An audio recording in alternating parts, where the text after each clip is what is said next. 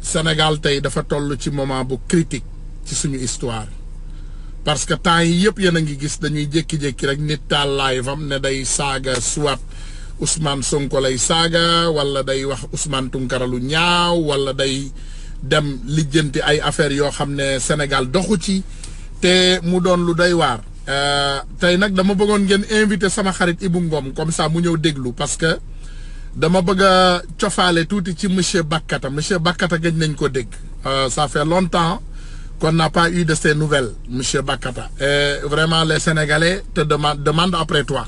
Tu nous manques beaucoup quand même vraiment yàlla dafa defoon defe naa ci ay jamono ci ginnaaw déggoon ngeen fi affaire Makata Bakata bi muy affaire Idrissa Seck boobu man ci laa mës a dugg ci ay affaire am il faut que les Sénégalais savent toujours ce qu'on défend ce que j'ai défendu c'est vraiment l'intérêt du Sénégal mooy maanaam bëgguñu ay Sénégalais nit jël di leen takkal ci ay caaxaan te fekk li ñuy wax amul firnde. fan yii nag dañu gis ay xale Idrissa Seck yi génn li ñu tere woon imam ba xaw ma ndax yéen a ngi koy fàttaliku imam Khadim Bousso génnoon na fi ay jamono di ko def ñu recadré ko teg ko ci place am tey même chose boobu la jeune Idrissa Seck yi di def bu ñu paree ci loolu aussi ñu ñëw ak paa bu saay-saay bi Bouna Ndiaye parce que y avait un vieux en ce moment boo xam ne dafa feeñoon ci réseaux sociaux yi paa bi benn paa sénégalais la bu retraité woon ñëw dugg ci diggante xale yi wala man maay nijaayu Assane Diouf ak man maay nangamu kii di ñëw di jël xaalis ci ñun ñëpp di yàq réseaux sociaux yi man personnellement nag j'étais un peu prudent j'avais demandé sa pièce d'identité donc mujj gi nag bi mu demee ba ma leen di tere affaire laajte xaalis parce que man bëgguma affaire naa fekk ci réseaux sociaux yi bëgguñu ko def fayukaay yu luwaas bëgguñu def réseaux sociaux yi ay fayukaay yu luwaas maanaam li yàq Sénégal ci manipulation boobu la banditisme boobu moo yàq Sénégal tey boo leen xoolee politiciens yu bari ci Sénégal ba ci monsieur Bakata dañuy luubal alal ju bari ci alalu Sénégal teg ko ak ay firnde ndax xam ngeen ne kenn du jékki-jékki rek di jiiñ nit 74 milliards te fekk dara amu ci xam nga loolu nañu waxante dëgg bàyyi caaxaan waaye kenn mënta jékki-jékki rek ne doomu aadama kii diw luubal nga 74 milliards te du ay dëgg maanaam ñu jël ko di ko sànni ci air bi te yow nga jékki-jékki say doom di dawal ay Lamborghini nga dëkk am appartement France am ay appartement Amérique am ay kër yu yanj Sénégal te yow tu étais vraiment tout simplement quelqu'un qui a travaillé pour le gouvernement et a eu un salaire donc nañu bàyyi caaxaan donc we are not going to allow du ñu permettre benn nit yaakaar ne diñ fi ñëw nga ne yow da ngay dénigrer nii Sonko nii beneen activiste boo xam ne day génn xeexal Sénégal man Sonko tey bu ma ko jàppee activiste laa ko teg man teguma Sonko président en ce moment parce que bu sénégalais yi di génn di xeex di ñaxtu li nga xam ne moo leen naqari ci Sénégal day ànd ak ñoom ñaxtu ko mais on a invité tout le monde Idrissa Seck yor na invitation moo jël invitation bi lem ko dugal ci biir poosam dem di lekk xaalisam ragal a génn li tax nag mu ragal a génn peut-être dafa am lu mu sekk ak Jimbori parce que Jimbori boo sekkee ak moom boo génnee di ko waxal day bloquer sa ay compte bancaire wala mu jàppale indil la caaxaan indil la problème donc nañu arrêté banditisme yi ci réseaux sociaux yi lii nag sama xarit Ibou Ngom laa ko baaxee Ibou Ngom arrêtel bind yi ngeen arrêté banditisme yi nga xam ne pour arrêter Sonko la sama xarit nga bëgg naa la lool ci sama biir xol ñun ñoo bokk Sénégal mais li ñu gëm du benn man gëmuma monsieur nuñ ko tuddatee monsieur Bakata man gëmuma ko parce que man Sénégal mënumaa gëm Sénégal may gëm Idrissa Seck xam nga nag nit di nga muñ nga toog ci sa ay puub ba sénégalais yi ne la fu jët yëkkati ci sa ay day pour mu xeeñ leen voilà man gëmuma Idrissa Seck parce que dañ ko accuser jël xaalisu réew mi nga xam ne moom moo ma neex laaj naa ci ay question yi leerul question yi ba léegi kenn wuyu ko mu leer donc li ñu bëgg il faut ngeen arrêter Idrissa Seck c'est le frère à Macky Sall et leur papa c'est Ablaye Wade moom moo ko waxal boppam donc na sénégalais yi il faut ñu arrêter ñun ñëwuñu fii pour jalgati affaire monsieur Bakata bàyyi leen jalgati bàyyi leen indi caaxaan bàyyi leen indi caaxaan bàyyi leen indi caaxaan bàyyi leen indi caaxaan il faut que ngeen xam ne boo leen fi ñëwee di saaga dina ñun ñoo leen dàq saaga boo leen fi ñëwee di wax lu ñaaw ñun ñoo leen di gën a ñun ñoo leen gën a wax lu mën a wax lu ñaaw ñun opposant man benn laa ci xam boo ma laajee ci parti politique yi ñu toll tey gisuma ci kenn man Sonko laa gis bu nit ñi génnee di xeex moom mooy génn il risque sa vie il prend le micro et mu bokk ci li nga xam ne moom la sénégalais yi di xeex bu ko Idrissa Seck defee nag di ngeen ma dégg ma ne ko vraiment jaaraama merci bravo mais dégguñu ko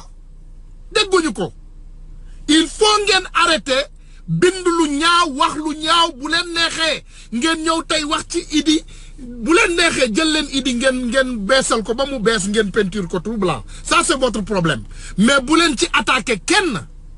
pour bu leen neexee tey ngeen ñëw voilà Sonko lii ñi ànd ak Sonko lii man Sonko laa voté j'ai voté pour Sonko mais je ne suis pas du Pastef man duma ànduma ak Pastef maanaam duma militant ou Pastef parce que tey comme ni ma leen ko waxee élection mën naa ñëw suba ñu am ay candidats yu bees ku ne dama lay saytu ki ma doy kooku lay sànnil sama carte man bokkuma ak benn parti politique mais je refuse ngeen génn ñëw di dénigrer benn nit parce que yéen ki ngeen àndal dafa ragal a génn il est poltron il a peur de sortir et parler aux Sénégalais parce que ragal na ne Macky Sall day tëj ay compte bancaire am léegi mu neex ko Macky Sall ñëw mu ne chef d'opposition Idrissa Seck mais léegi dites-moi vous avez accepté les résultats des élections donc Idi n'a qu'à prendre le téléphone appeler Macky et le féliciter Idi ñemewul woo Macky félicité wu ko Idi nee na nanguwul résultat yi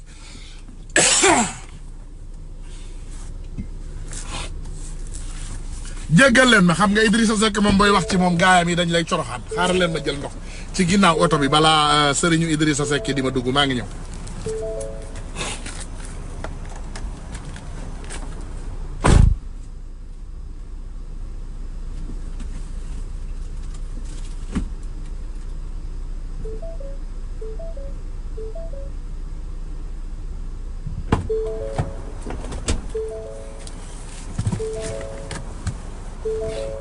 waaw léegi jéggal leen ma ñëw naa incha allah keroog dama gis benn jeune taal téléphone am j'ai reconnu quand même la figure mu xas Barthélémy Dias ba mu neex ko mu xas Idrissa Seck ba mu neex ko non Ousmane Sonko ba mu neex ko mu xas ñi ànd ak Ousmane Sonko ba mu neex ko mu ne léegi ñun ay taliban lañu parce que on a laissé nos barbes ñun ay taliban lañu George Bush moo baax si ñun. Mais ce qui est mauvais dans vos mentalités sénégalaises ak Idi ak sikkimam bu set mais ce que vous ne comprenez pas ñun nekkuñu fii nee nañ leen pour wax kuy wat sikkimam ak kuy bàyyi sikkimam saanu loolu suñu yoon nekku ci mais il faut ngeen arrêter banditisme bi nga xam ne moom ngeen nekkee ci réseaux sociaux yi chaque jour ngeen bind lu bees every day you write something new yéen wax leen ñu Idrissa Seck lan la changé Sénégal dites-nous Idrissa Seck lenn rek laa ko xamee man personnellement nee naa leen xam naa ko si je vous dis je le connais je connais ses enfants xam naa ay jarbaatam man xam naa doomu sëru Idi xam naa ay jarbaatam xam naa ko moom ci boppam xam naa ay doomam mais setul arrêté leen mënuloo leen fóot Idrissa Seck ba mu set votel leen ko loolu seen coobere la mais the man has stains all over him ngeen jéggal ma mënumaa xas nag ñi mu àndal wax dëgg yàlla parce que xamaluma leen dara donc yéen bu leen neexee suba ngeen génn ngeen ñëwaat wala Sonko ak ñi ko votel nangam sangam boo leen ko defee bi may ñëwaat du rafetee nii bii dama koy rafetal dama koy laam-laame rek bii lancement la dem leen ngeen bind bu subaa boo leen paree bu ma ñëwaatee dinaa indiwaat beneen message bu bees ñun dañu xam Idrissa Seck xam nañu mbiru 74 milliards yi xam nañu ko te dëgg la ñun xam nañu Idi ak ay mentionam ak ay gaynde yi mu yar ak ay kër yi mu yor yoo xam ne maanaam doomu aadama mënu cee dëkk arrêté leen banditisme bi Idrissa Seck faalewul kenn xaalisam la dajale bu bari Idrissa Seck xaalisam la dajale bu bari ci doo sénégalais yi toog ci di xaar opportunité pour mu voter il faut ngeen xam benn ñaawteef boo xam ne moom la sénégalais yi di doxal tey ñaari façon politicien moo am Sénégal les politiciens yoo xam ne dañuy dund ci doowu société bi sàcc alalu réew mi teg ko de côté comme Mamour Diallo mi ñuy accusé 94 milliards yi ak Mame Mbaye Niang ñu sàcc alal bu bari ci Sénégal teg ko bu ñu toogee quelques années après ñu jël même xaalis boobu dem campagne ko donc bu leen ñu sonal tey mënu leen toog te balaa may ñëw ci lii tey dama leen yàgg avertir nee naa leen il faut arrêter bu leen ñu wax loo parce que boo leen ñu wax loo bu ñu génnee wax dina metti Idrissa Seck kuy juddu Sénégal képp ku juddu après élection Ablaye Wade képp ku juddu après l'an 2000 maanaam ku juddu avant l'an 2000 xam nga kuy Idrissa Seck donc il faut arrêter il faut ngeen arrêter il faut arrêter le banditisme il faut arrêter la manipulation il faut arrêter de dénigrer les Sénégalais patriotes arrêtez leen dénigrer patriotes yi ñi ngeen mën a dénigrer Sénégal bari na sàcc yi bari nañ fa fenkat yi bari nañ fa naafeq yi bari nañ fa turiyaa yi bari nañ fa donc arrêtez leen il faut ngeen arrêter Ousmane Tounkara c'est Aboubacar El Mbaye de toute façon comme ni ma leen ko wax rek tu as décidé de faire la promotion de Sonko tout ce que vous pensez c'est votre problème nous ce qu'on fait c'est de la promotion des patriotes ñun liñ leen laaj mooy na Idi génn ñëw xeexal Sénégal fàtte leen Sonko dafa génn xeexal Sénégal na Idi ñëw rek Idi bu ñëwee ci terrain bi coow li jeex na est-ce que dégg ngeen ma fi tudd Malick Gakou est-ce que dégg ngeen ma fi tudd keneen est-ce que dégg ngeen ma fi tudd keneen déedéet parce que nitu Idi yi ñooy génn di attaquer Sonko parce qu'il est sorti pour se battre pour le Sénégal et Idi est caché dans sa cachette donc bu leen ñu sonal bu ñu kenn sonal Tounkara amul sens interdit nee naa leen man ku ma neex lu ma gis muy dëgg moom lay wax c'est aussi simple Idi na génn xeexal sénégalais yi dañ ko woo sénégalais yi ils ont appelé Idrissa Seck au combat Sonko dafa Macky Sall dafa sàcc suñu xaalis Macky Sall a volé notre argent. On demande à tous les patriotes qui aiment le Sénégal de sortir et protéger le Sénégal soo leen ko manul ngeen lem seeni ay génn toog ci mais toog ci ginnaaw plateau yi waa Idi de du génn waaw Idi de du wuyu Idi de du nangam Idi de du lii Idi de du lale donc qu'est-ce qu'il est soit il est avec les Sénégalais soit il n'est pas avec les Sénégalais ànd naa nag ak waayu Idi bu baax ma wax leen ko muy sama frère de cœur Jacob te wallahi billahi tallahi bi may def live bii tey woowuma ko avertiruma ko parce que avertir naa ko bi foo nee naa ko waxal ak jeune Idi yi ñu bàyyi di attaquer patriotes yi nga xam ne dañuy génn ñoom nee nañu lu tax Sonko génn pourquoi pas mais Sonko il défend le Sénégal bu Idi bëggee génn na génn ñëw récupérer du ngeen ne Sonko ngeen ne récupération moo ko bàyyi ci biti mais na Idi ñëw récupérer bosam mais il est caché dans sa cachette qu'est-ce qu'il a fait taire loolu moom moo ko xam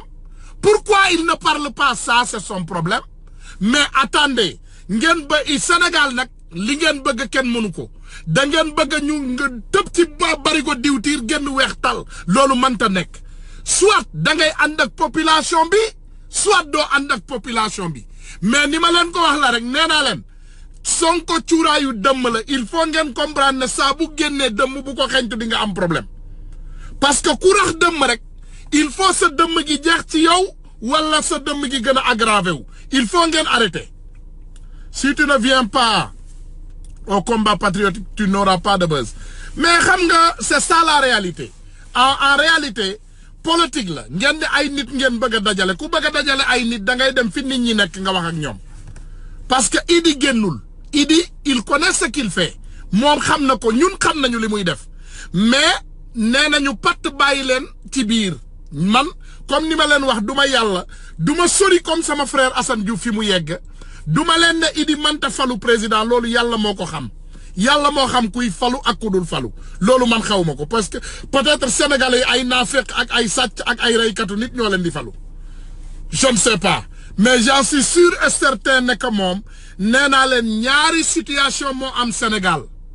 mooy système bu màgget bi ak système bu ñoom Ousmane Tounkara système bu bees. Moi je ne suis pas avec le système ancien loolu nag bu fekkee da ngeen yaakaar ne Idi ci la bokk donc man ngeen ma cey génnee parce que man ci système bi ma bokk mooy système bu bees bi rek laa bokk man.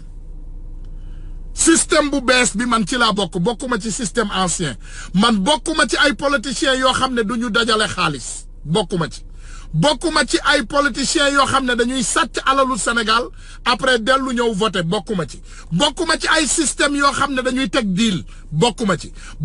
ay système yoo xam ne dañuy matt di ëf bokkuma ci ay système yoo xam ne alal bi ñu yor leerul man bokkuma ci man système bi ma bëgg a bokk mooy système ba nga xam ne alal bi nga yor da ngay wax sa patrimoine doomu sénégalais yi xam ko sa alal fi nga ko jëlee nga xam ko te ñi lay votel yëpp dañ koy def ngir yàlla doo leen jox ay koppar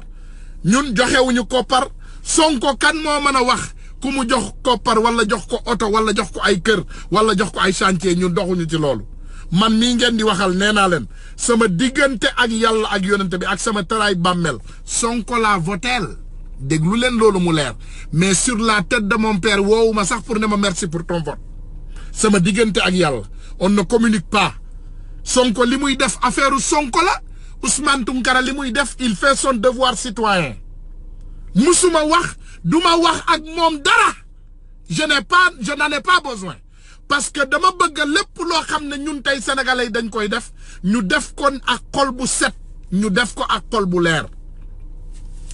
beneen banditisme bi balaa may ñëwaat encore ci Idi maa ngi xaar seen commentaire yi parce que xam naa ne vayu yi léegi ñu génn maa ngi leen di xaar maa ngi xaar sama xarit Ibou Ngom déggaguma ko fenn xam naa day nelaw xam naa dafa daw wala dara xam naa gars yi nee nañ ko Tounkara mi ngi toj fii léegi du génn si il ne viendra pas mais balaat Ibou Ngom di ñëw beneen affaire bi nga xam ne moom moo xew ci réseaux sociaux yi te ñu ngi leen di ne ngeen arrêté ko parce que nee nañ leen lii raam ci ñaay ba la jëm. dafa am ñoo xam ne dañoo tëdd ak Macky Sall ci kaw lal ba pare dañuy xaar rek pour mu téléphoné wu leen loolu rek la ñuy xaar dañuy xaar Macky Sall ne leen allo dégg naa jàmbaar nga yaa ngi saaga gaay loolu la ñuy xaar mais loolu seen problème lay doon parce que ñun li ñu gëm mooy Macky Sall mojjaani Macky Sall baaxul pour Sénégal te du ñu bàyyi Macky Sall mu yàq Sénégal ñun dañuy guerre ak Macky Sall dinañ ko xorom dinañu xorom waa këram. dinañu wax ay gelam dinañu wax banditisme bu ñëwee Amérique fii la ñuy fekk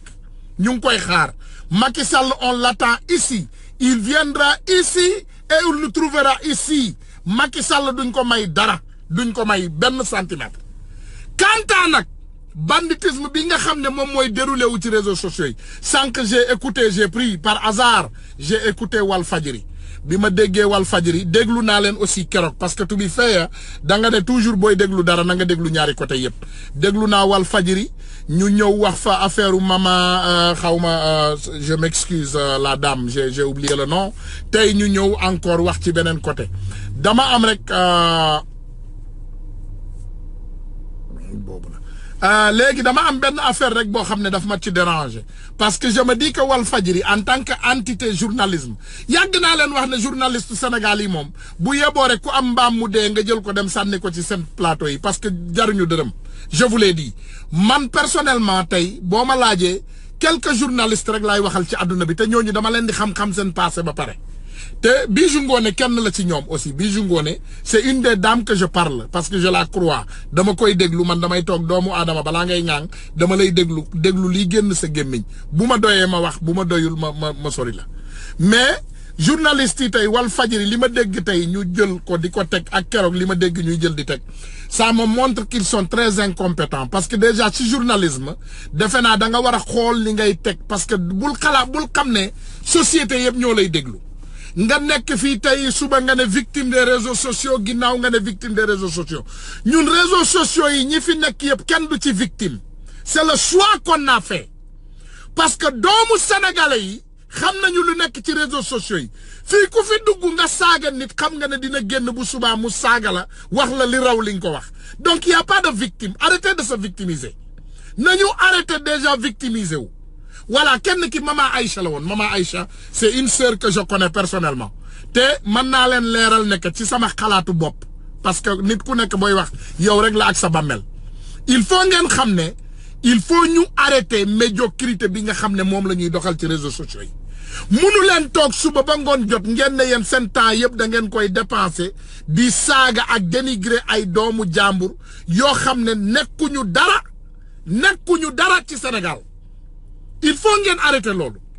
xam nga ñun bi saaga bi biñ koy commencé bi ñuy indi guerre bi c'était contre les voleurs de la population maanaam Macky Sall ak ñi mu àndal ak ñi ko jege ak ñi mu xam Macky Sall la mooy suñu cible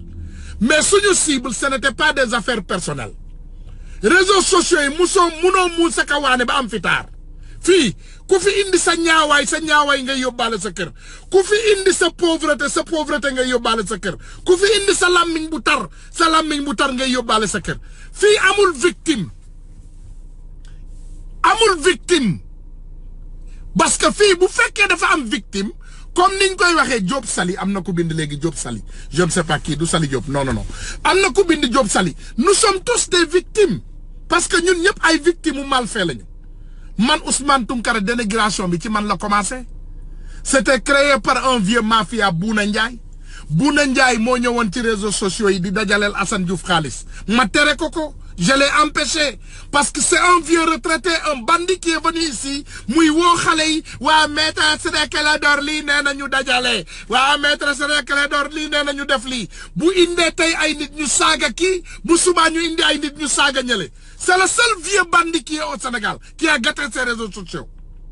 waa jooju maa ngi ak ay reçus dama ko abonné loon di ko yónnee dund chaque mois ce bandit vieux bandit chaque mois ma ko yónnee dund mu may ma ay doomam ay seexam voilà sama seex yi da yaay seen pap bàyyale naa leen léegi ce même vieux bandit mi ngi ñëwaat di ruube waat ci réseaux sociaux yi il faut mag yu naa fekk yi ñu génnee leen ci xeex bi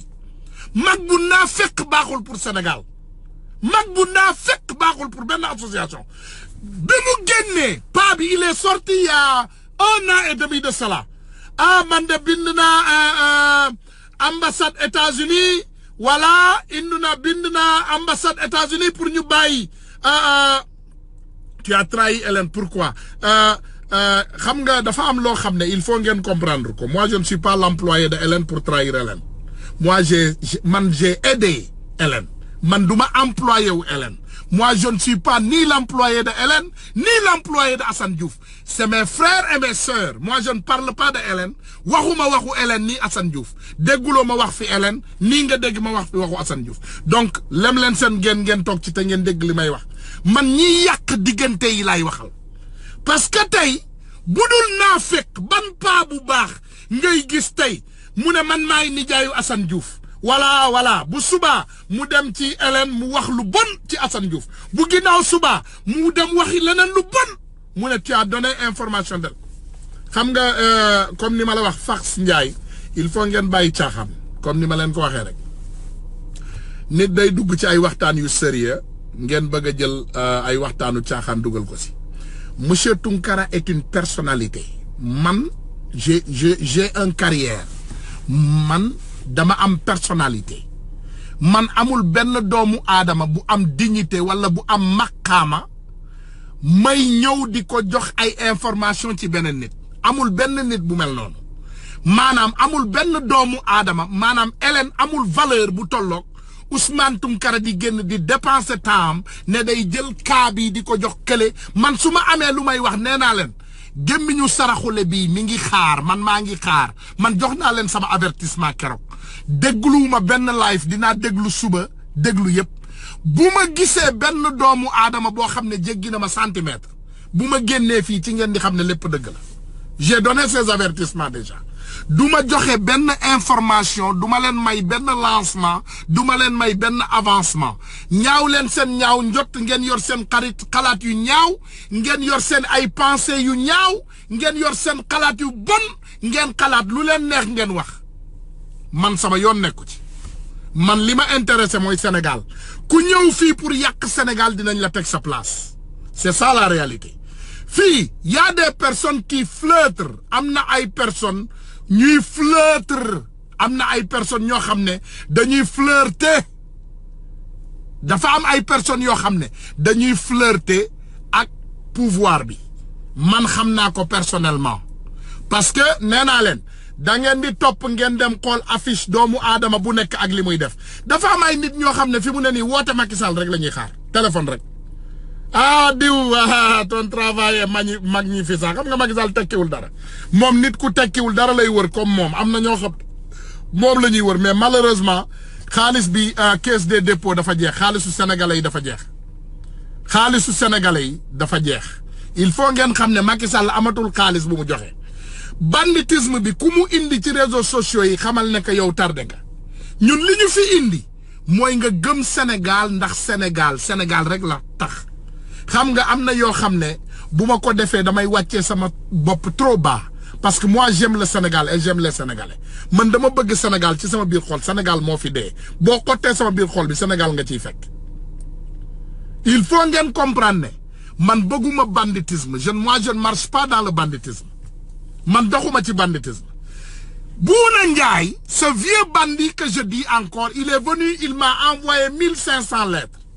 j'ai écrit le Congrès j'ai écrit ceci j'ai écrit cela l'ambassadeur des États-Unis il m'a pris à 2 heures du matin il m'a amené à l'ambassade des États-Unis yi muy wax yëpp ma xam ne fen la parce que man xam naa ambassadeur États-Unis xam naa ni muy doxee parce que j'étais au Sénégal et j'allais toujours à l'ambassade et j'avais toujours rendez-vous à l'ambassade xam naa ambassade bi ni muy doxee ambassade bi du woo kenn à 2 heures du matin di la dugal ci biir ambassade bi ngay def ay affaire u banditisme dafa ñëwoon pour yàq Sénégal Bouna dafa ñëwoon pour jaar ci kaw doo sénégalais yi pour dund mais tax ma ne la Sénégal tey non Sénégal dafa bari dóorkat quoi Sénégal daal maanaam dëkku dóorkat la dëkku triant la quoi ce vieux est venu avec telle passion ndekete waa ji dafa retraité c'est un ancien retraité qui est venu pour gâter le Sénégal dafa bëgg a dund ci doowu sénégalais yi xam nga barki Dembo Ndiaye déggoon ngeen fi ay affaire Ousmane Tounkara Kouramaki Ousmane Tounkara gaa yaa ngi koy saaga les jeunes de Assane Diouf m'insulté c'était ce vieux escroc qui est venu parce que dafa commencé woon sànni quelques xale mu ne leen ñu dem Ousmane Tounkara ne nee na dootul dimbaleeti Assane Diouf ce n'était pas le cas il avait commencé à amener des insultes dans les réseaux sociaux ma ne ko bu dee loolu la man dootuma génneti sama xaalis pour def dara j'attends ndekete paa bi dóor katu marteau bu mag la paa bi ce qu'il a fait il a divisé les jeunes pour mieux régner mu ñëw indi doomu aadama yi di triande suñu xaalis dajale leen indi leen fii wala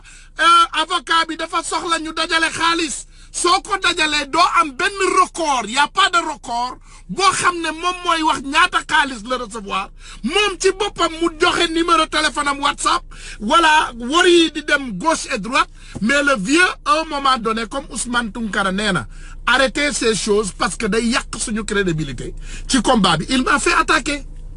léegi mu dem ci jeunes yi Ousmane nee na kenn bu mu dimbali Assane Diouf Ousmane nee na lii il prend les audios que je l'envoie il distribue léegi voici Titi Camara il est témoin xam nga man lu ma def comme ni may def toujours parce que man xam naa ne Sénégal moo ma indi ci xeex bi xam naa ne Sénégal laa bëgg xam naa ne Sénégal laa gëm ma ne yàlla dina atte yàlla dina atte yàlla dafay atte dëgg yàlla dafay atte dëgg Fex Ndiaye comme xaw ma kan la est-ce que du ma ko bloqué non nit la defe naa du faux profil voilà faux profil yi moom dama leen di bloqué donc il faut arrêter bu fekkee da nga ñëw fii pour wax fulla ak fay dama dugal la boo bëggee wax je te fais rentrer sinon je te fais sortir voilà beneen affaire bi donc pas bi loolu yëpp amee ma ne yàlla dina atte naka la yàlla di xaaree pas bi Assane Diouf génn na matul une semaine mu bind dans tous les tableaux publiquement partout mu ne pas bi àndul ak man doxul ak man lu mu def pas bi moom rek moo ci responsable ça n'a rien à voir ak Assane Diouf ma ne li yàlla daan wax mi ngi nii ce que Dieu disait mi ngi nii waxoon naa leen ko neewoon naa leen waa ji c'est un bandit parce que bi mu ñëwee